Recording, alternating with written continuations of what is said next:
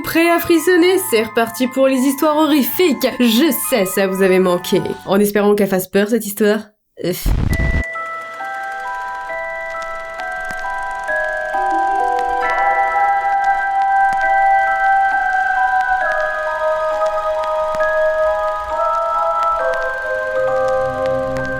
On part sur l'histoire cache-cache. Vider la maison d'une personne décédée est assez morbide. Aiden, ok d'accord. On a une Maddie aussi. Je ne vais pas mentir, c'est carrément effrayant. Maddie frissonne et dépose la broche en or qu'elle regardait sur la commode. Passer en revue les affaires de sa grand-mère lui semble un peu invasif. J'avoue que ça doit pas être un moment très agréable. Tu es bientôt là? Je ne veux pas faire ça toute seule, hein. Je suis un peu en retard, désolée. Hein. Tu as déjà commencé? J'ai fait juste un peu le tour. C'est vraiment bizarre d'être de retour ici. Je peux imaginer, hein, c'est fait quoi, 20 ans? Oui, je sais que je l'ai déjà dit, mais toutes mes condoléances. Ta grand-mère était la meilleure. Même si je n'étais qu'un enfant du quartier, elle me traitait comme si je faisais partie de la famille. Toi et moi, on a passé tellement de temps ensemble dans cette maison quand nous étions enfants. Ah, on a tous connu ça. Enfin, j'espère. J'espère pour vous, parce que c'est quand même des bons moments. Chez les grands-parents avec leur maison creepy, je crois que tous les grands-parents ont une maison creepy avec des animaux empaillés, du tapis, de la moquette sur les murs, une odeur de vieux bois. Bref, on a joué tant de fois à cache-cache. Maddie sort de la chambre de sa grand-mère et s'avance dans le couloir sombre. Il y a une dernière pièce dans laquelle elle n'est pas encore allée. Celle au bout du couloir. Celle dans laquelle elle dormait quand elle passait la nuit chez sa grand-mère. Fixant la porte des yeux, Maddie sent son pouls s'accélérer et un sentiment de terreur l'étreint. T'es sûre qu'elle aimait bien aller chez sa grand-mère? Là, parce que j'ai un petit peu des doutes là. Elle ne sait pas pourquoi, mais elle ne veut vraiment pas ouvrir cette porte. Quand est-ce que tu arrives?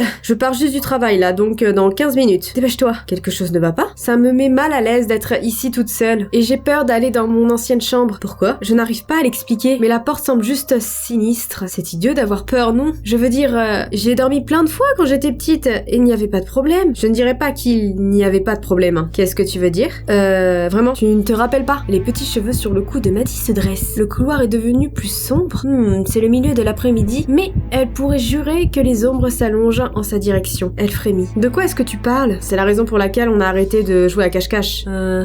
Quelque chose s'est produit la dernière fois que nous avons joué. Oh, c'est vrai, je suppose que j'en ai quelques vagues souvenirs, mais je ne m'en souviens pas en détail. Je sais juste que j'ai eu la peur de ma vie et que je n'ai plus voulu jouer à cache-cache. Attends. Généralement, quand tu vis quelque chose qui t'a créé genre une peur immense, comme elle le dit, la peur de sa vie, tu t'en souviens. Tu ne peux pas avoir des brides de souvenirs. Qu'est-ce que c'est que cette connasse? Qu'est-ce qui s'est passé exactement? J'en perds la voix. Tu t'es trop bien caché et ça nous a pris 1 heure pour te retrouver. J'avoue.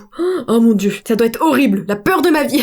Et quand on a fini par te retrouver, tu pleurais et tu étais assez secouée. Ce n'est pas comme si on t'avait oublié, tu sais. Maddie ferme les yeux, plongeant dans sa mémoire. Elle se triture le cerveau à chercher des indices de ce qui a pu se passer ce jour-là. D'accord, même Aiden n'est pas au courant en fait. Elle en a de vagues souvenirs. Elle se rappelle avoir serré ses genoux contre sa poitrine, avoir fermé les yeux très fort, avoir essayé d'étouffer ses sanglots. Qu'est-ce qui a pu me causer une telle frayeur dans la maison de ma grand-mère? C'est exactement ce qu'on n'a jamais réussi à savoir. Tout ce que je sais, c'est que nous n'avons plus jamais joué à cache-cache après ça. Plus une seule fois. Maddie s'enveloppe de ses bras. Des doigts, elle peut sentir qu'elle a la chair de poule. L'air est devenu plus froid dans la maison. Qu'est-ce qui se passe dans cette maison-là? Où est-ce que j'étais cachée? C'est l'autre chose qui est bizarre. On t'a retrouvé dans le placard de ta chambre. Pourquoi c'est bizarre? Parce que nous avions regardé là. Genre 6 fois quand on te cherchait. J'ai personnellement regardé 2 fois dedans. J'ai même sorti tout ce qu'il y avait dedans. Je jure sur ma vie que tu n'étais pas. Jusqu'à ce que soudainement, quand ta grand-mère est allée regarder, tu es apparu. J'ai dû avoir changé de cachette. Ouais, ça peut arriver, moi aussi. Tu sais, quand tu joues à cache-cache, tu changes un petit peu de cachette. C'est la seule explication qui a du sens. Mais on n'a pas pu obtenir des réponses parce que tu pleurais trop. Flippant. À qui le dis-tu? Je n'arrive pas à croire que tu t'en souviennes pas. Ça a l'air traumatisant. J'ai dû refouler le souvenir. Maddie frissonne à nouveau. Elle veut retourner en bas. Peut-être marcher un moment au soleil pour chasser le froid qui la pénètre jusqu'aux os, mais son corps ne l'écoute pas, comme si elle était attirée par une force invisible. Elle marche, un pas après l'autre dans la direction opposée, vers la chambre. Le plancher en bois du couloir craque sous ses pas, brisant le silence de la vieille maison. Soudainement, elle se retrouve debout devant la porte, et comme un aimant, sa main est attirée par la poignée. C'est assez froid pour lui faire l'effet d'une brûlure sur sa peau. Elle tourne la poignée et pousse la porte pour l'ouvrir.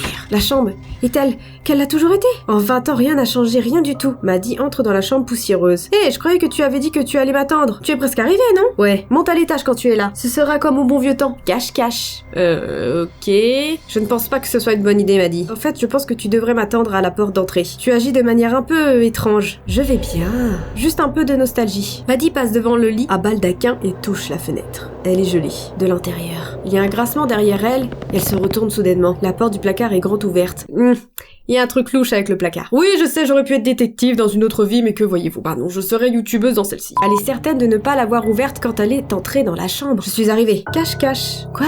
M'a dit non, trop tard. Tu ferais mieux de te dépêcher. Mais qu'est-ce qui lui arrive en fait? Si tu ne me trouves pas, attends, qui sait ce qui peut arriver? Ce n'est pas drôle. Cache-cache, Aiden. Je me suis cachée. Maintenant tu cherches. Maddie laisse échapper un souffle qu'elle n'avait même pas eu conscience de retenir. Il cristallise instantanément l'air froid de la chambre. Je me souviens maintenant, Aiden. Je me souviens de ce qui m'a fait peur. Aiden claque la porte de sa voiture et se met à courir vers la maison. Il y avait un monstre dans mon placard. De quoi tu parles? Il est réel, Aiden. Il a essayé de m'enlever avant, mais grand-mère m'a trouvé à temps. Ça n'explique pas pourquoi elle agit comme ça, en fait. Maintenant, tu dois me trouver à temps. Maddie, arrête. Il me veut, Aiden. Ce n'est pas drôle. À partir de combien on comptait? 30? Je passe la porte d'entrée. 28? Maddie! Aiden se précipite à travers la maison et monte l'escalier en courant. Le froid l'envahit à la minute où il atteint l'étage. 20? Maddie, dis-moi que tu n'es pas dans le placard. Dépêche-toi, Aiden. 15? Mais attends, mais si elle est pas consentante, pourquoi elle est dans le placard? Aiden essaie de courir. Mais il a l'impression de se battre pour courir avec de l'eau jusqu'à la taille, comme si quelque chose le retenait. 8. Maddie sort du placard, quoi. Maintenant, 5. Enfin, Aiden arrive à la porte de la chambre et attrape la porte de la chambre, luttant pour l'ouvrir. Chaque surface de la chambre est gelée. Il glisse sur le parquet gelé, tandis qu'il se précipite vers le placard. 1. Aiden ouvre la porte du placard à la volée. Il est vide! Aiden crie dans le froid. Maddie!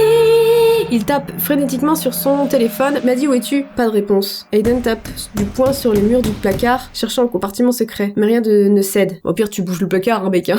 Les heures et les jours suivent. Aiden fouille la maison de fond en comble, retirant le parquet cassant des murs, mais sans jamais trouver Maddie. Pas la moindre trace. Après des semaines de recherche désespérées, la réalité s'impose à lui. Comme le craignait Maddie quand elle était enfant, le monstre dans le placard était réel. Et il l'avait emmené avec lui. Non. C'est peut-être une autre dimension, vous croyez? Un peu à la Stranger Things, oui, exactement. Du coup, elle est dans une dimension un peu merdique, quoi. Il existe une deuxième histoire de cache-cache, les amis. On va la découvrir aussi, dis donc, pour voir si elle est similaire ou pas. Un inconnu, bonsoir, petite fille. Veux-tu jouer à un jeu avec moi? Zoé. Non, je ne vous connais pas. C'est vrai, mais moi je te connais. C'est faux. Tu es une jolie petite fille de 9 ans prénommée Zoé, et ce soir ta mère est absente.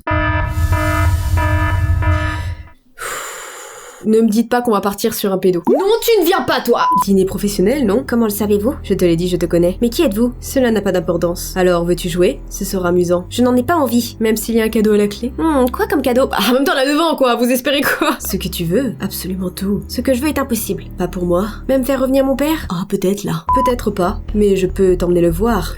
Il est... non, oui, justement, j'allais dire s'il est mort, non, n'y va pas. Y a-t-il un monde pour les morts? Qui sait? Tu me promets de m'emmener? Oui, c'est promis. En quoi consiste ce jeu? Bah, tu vas mourir. C'est ça. Y a pas trop d'issue, je pense, à ce jeu-là. Oh non! Cache-cache. C'est un jeu que tu aimes, non? Oui, c'est mon jeu préféré. C'est simple. Tu me trouves et je t'y emmène. Mais vous pouvez être n'importe où sur Terre. Ne t'en fais pas, je suis pas loin de toi. Maintenant, compte jusqu'à 20. Je suis en train de tilter, mais à quel moment tu laisses ta gamine de 9 ans chez toi toute seule? Qu'est-ce qui se passe dans la tête des parents, quoi? Maintenant, compte jusqu'à 20. C'est bon. Êtes-vous dehors? Sors, tu verras. Je suis dans le jardin. Me vois-tu? Et toi, me vois-tu? Non, je vais chercher plus loin. Non, je prends la direction de la mort, c'est là, hein? Je ne vous vois pas et j'ai froid. Je rentre. Quel dommage. Êtes-vous dehors? Je l'étais, oui. C'est atroce, il est rentré pendant qu'elle était dehors. Avez-vous changé de cachette? C'est possible. Ce ne sont pas les règles du jeu. Je ne crois pas avoir parlé de règles. Où êtes-vous maintenant? Quelque part. Dans ma maison? Probablement, mais c'est horrible, c'est tellement malsain comme jeu. J'ai peur. Oh, mais il y a aucune raison. Vous êtes dans ma maison et je suis seule. Tu abandonnes? Oui. Je crois avoir oublié de te dire quelque chose. Quoi? Si tu perds, ou que tu abandonnes, je te tue. Mais... Oui! Ok, d'accord, cette histoire se finit. Très bien, écoutez, bah au revoir Zoé, on dit tous au revoir à Zoé, ouais! La morale de ces histoires, les amis, ne jouez plus ou ne jouez jamais à cache-cache. J'espère que ces deux petites histoires vous auront plu, les amis. Là, je suis encore un peu sur ma faim, enfin, la dernière, elle se finit trop mal, putain. Pauvre gamine de 9 ans, elle a 9 ans, c'est une enfant. Enfin bref, n'hésitez pas à laisser un like si vous avez apprécié, à commenter, à partager, on se retrouve très vite pour de nouvelles vidéos. En attendant, portez-vous bien, ciao!